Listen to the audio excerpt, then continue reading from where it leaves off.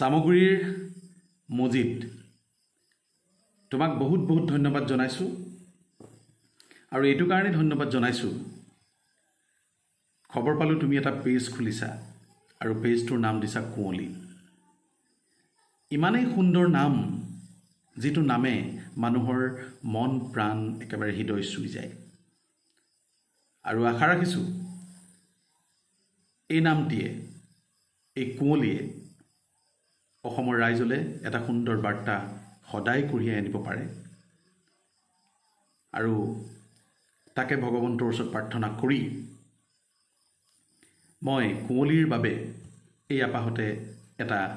গান গুণগুণাই দিছো আশা ৰাখিছো সকলোৱে এই গীতটি শুনি ইয়াৰ মাধ্যমেৰে কুঁৱলীৰ এই জয়যাত্ৰা আগুৱাই যাতে লৈ যায়